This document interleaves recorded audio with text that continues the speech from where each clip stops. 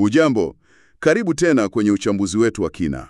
Leo tunaangazia nini hasa kilijiri kwenye matokeo ya kifedha ya Safaricom Kenya. Ni yale ya mwaka ulioishia Machi 2025. Tumepitia uchambuzi mzuri kutoka kwa Moses Kemibaro, na lengo letu hapa ni kukupa wewe muhtasari wa haraka, yale mambo muhimu zaidi. Naam, na ilikuwa ni mwaka wa kuvutia sana kwao ukizingatia hali ya uchumi iliyokuwa. Kabisa. Basi, tuanze na nambari kubwa. Mapato yao yote kwa jumla yalifika kama shilingi bilioni 388.7. Hilo ni ongezeko la asilimia 11.2 ukilinganisha na mwaka uliopita.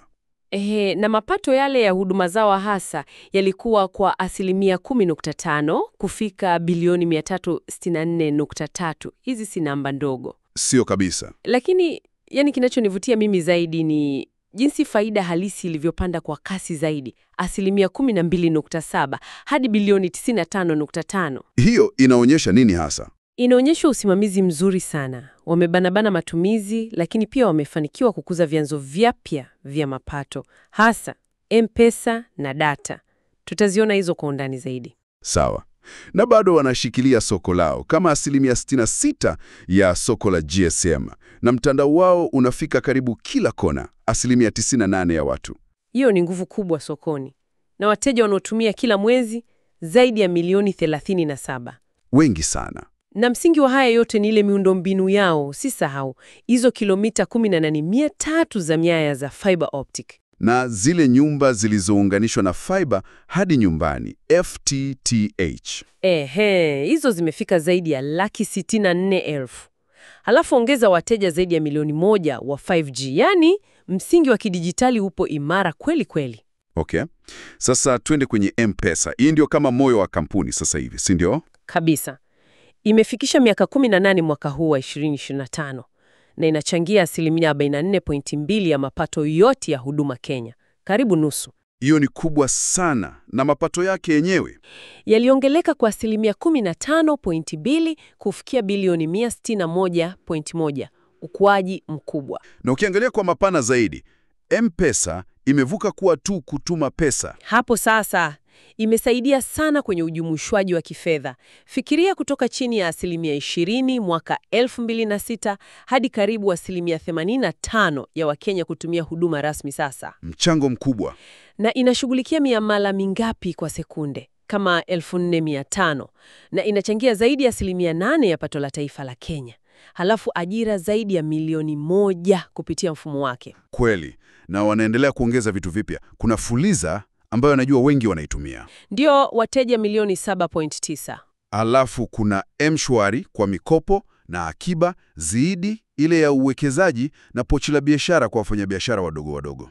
Na zile super apps zao zinakuwa pia. Zinachipukia kweli. Wanavyotumia pesa na jinsi biashara ndogo zinavyofanya kazi Kenya ni mabadiliko ya msingi. Sawa. Na sambamba na M-Pesa kuna ukuaji mwingine mkubwa kwenye data ya simu. Ndio. Hilo nalo ni eneo muhimu sana. Mapato hapo yaliongezeka kwa asilimia 15.2 vilevile, kama bilioni 72.9. Na wewe kama mtumiaji, labda umeona, matumizi ya data kwa mteja yameongezeka, kama GB 4.3 kwa mwezi sasa. Ni ongezeko la karibu asilimia 14. Na hiyo inasukumwa na nini? Watu wanahamia kwenye simu za 4G na 5G. Kuna simu za 4G milioni 22.3 na za 5G zaidi ya milioni 1 sasa kwenye mtandao. Kwa hiyo watu wanatumia data zaidi. Ndio maana uwekezaji wao kwenye 4G na 5G na hata zile simu za bei nafuu za 4G unawalipa. Wanaona mwelekeo wa soko unatoka kwenye sauti kwenda kwenye data. Na hawajaishia hapo tu, wanaendelea kukua kwenye ile interneti ya majumbani, FTTH, na kwa biashara. Kabisa. Na wamekuwa washirika muhimu kwa serikali na sekta binafsi. Tukumbuke mfuko wa Hustler, miradi ya afya kama UHC, wanahusika sana kidijitali. Sasa wakitazama mbele, wana mpango gani? Ile Vision 2030 yao inasema nini? Inaonyesha hawatosheki. Wanataka kuendelea kukua, kuboresha huduma kwa wateja, kuwa mshirika bora wa kidijitali kwa kila mtu, kupanua zaidi internet. Na M-Pesa? Wanataka kuifanya M-Pesa iwe zaidi ya malipo tu, yaani jukwaa kamili la kifedha, bima, uwekezaji, kila kitu. Halafu kuna Ethiopia, wanataka kufanikiwa kule, na muhimu zaidi, kutumia teknolojia mpya kama AI. AI, akili bandia. Kama kwa njia gani? Labda kuboresha huduma kwa wateja, kuchambua data zao vizuri zaidi, au hata kusimamia mtandao wao kwa ufanisi zaidi. Wanataka kuongoza kiteknolojia. Kwa hiyo tukijumlisha haya yote, ujumbe mkuu ni nini hapa? Ujumbe ni kwamba Safaricom bado ina nguvu sana, M-Pesa na data ndio injini kuu, na wanawekeza kwenye miundombinu na teknolojia mpya kama AI kujiandaa kwa siku zijazo. Wako imara. Na kwako wewe unayotusikiliza, kama mtumiaji au mfanyabiashara, hii ina maana gani? Ina maana huduma za kidijitali na kifedha za Safaricom zinazidi kuwa sehemu muhimu, yani karibu huwezi kuzikwepa katika maisha ya kila siku, kuanzia kulipa bili, kupata mikopo midogo, hadi mawasiliano. Sawa, tunakuachia wazo hili la mwisho la kutafakari.